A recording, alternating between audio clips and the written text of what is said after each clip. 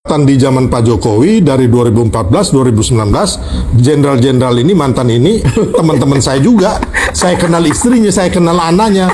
Bagaimana mereka ke Solo melobi almarhum ibunya Pak Jokowi dan keluarga Pak Jokowi, terus ngomong ke saya, melobi saya tahu persis orang-orangnya. Jadi kembali lagi, yang dibangun ini adalah kebencian, adu domba, agar apa? Agar memuluskan ambisi pribadi mereka, ya kan, supaya Prabowo Gibran ini nggak berhasil, bukan untuk kebaikan NKRI, bukan untuk kemajuan bangsa atau untuk kesejahteraan rakyat kita gitu. Nah, Bang Sin melihat soal bagaimana adanya ambisi ini, seperti yang dikatakan oleh Bung Frit tadi, bahwa ada keinginan mereka untuk menggantikan Wapres, mengusulkan Pak Anies dan Pak Abraham Samad ini. Ini bagaimana Abang Sin melihatnya? Ya gimana judulnya gitu, ini kan nggak masuk akal pikiran kita. Kalau orang yang nggak waras, orang yang konyol mungkin merasa ini masuk logika gitu loh.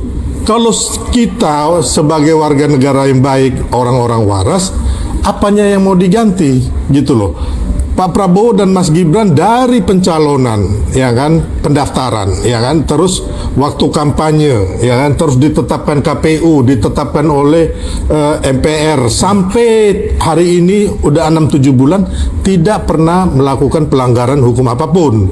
Makanya Ketua MPR Bang Musani mengatakan bahwa Mas Gibran tidak melanggar konstitusi dan sudah ditetapkan secara resmi oleh MPR sebagai Presiden dan juga oleh KPU. Apakah mungkin kalau seandainya pemakzulan ini dipaksakan bahwa MPR bisa berpotensi melanggar konstitusi?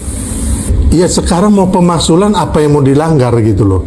Makanya terus ini kan hanya 300 orang gitu loh. 300 orang. Ya, kan sisa 4 orang jenderal yang gerombolan ini kan hanya 300 orang gitu loh. Yang menurut saya satu RT pun nggak nyampe gitu loh. Dibanding dari 96 juta ya kan, ya, pemilih Prabowo Gibran, apalagi sekarang ditambah lagi yang benar-benar sudah waras kayak Ade Fritz. Saya rasa udah lebih dari 56% ya. Ada banyak yang gabung. Ya mungkin sudah hampir kayak kemarin hasil survei indikator Burhanuddin tadi mengatakan bahwa 66,9% itu tidak percaya ijazah Pak Jokowi palsu. Nah, ini kan berarti yang waras ini kan udah makin banyak gitu loh. Tinggal yang konyol-konyol dan menurut saya yang otaknya juga nggak waras ya kan, yang mau memaksakan kehendak ya kan. Contohnya Mas Gibran mau dipaksakan kehendaknya sekelompok orang yang bukan orang, maksudnya bukan purnawirawan resmi yang tergabung dalam Pabri, PP Angkatan Laut, PP Angkatan Udara, PPAD dan Polri, ya kan, hanya segelintir orang yang kita nggak tahu istilahnya mereka ini apa yang pernah mereka lakukan buat Republik ini, mau memaksakan kehendak ke DPR MPR agar diproses. Terus nanti bagaimana yang 96 juta bahkan yang 56% sama sekarang 66%? Pertanyaan saya tadi kan, apakah ini mewakili aspirasi masyarakat Indonesia atau cuma segelintir orang? Segelintir orang. Jadi abang, menurut saya ini nih mereka sudah buat pertahapan. Ya. Tahapan pertama demo tidak jadi. Yang kedua Roy Suryo masuk dengan Fufu Fafa tidak jadi.